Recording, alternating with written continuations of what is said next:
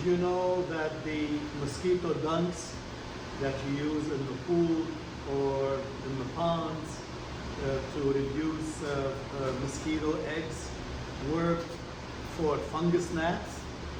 We had some. In my other video, I showed you how I use it in my aquaponic system to control midge flies.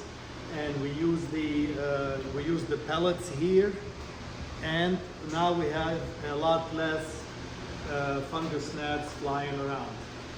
So that's a pleasant surprise.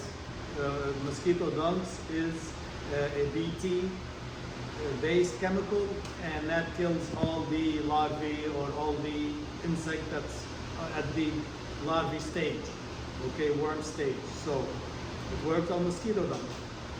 Now, if you look closer here, you see this little bit of damage on that is not fungus gnats. Fungus gnats feed on the organic matter, breaks down the organic matter, really is never a pest to the plant. It's just annoying in any nursery operation when they fly around too much, but it's not a pest. So this is something else. We thought we had aphids before, and we've been spraying for that. And we just need to take a closer look with the microscope, okay? And when you see damage on older leaves and not on the youngest leaves, that's a clear indication that was an older situation and an insect that does not fly fast.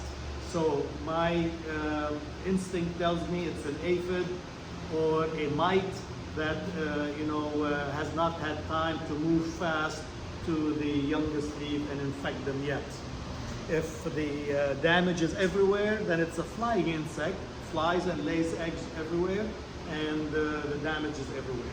So those are clues to help you in your diagnosis and treatment. Even if sometimes you don't know the name of the insect or what it is, at least you have an idea, is it a sucking insect or is it a moth or something from the symptoms.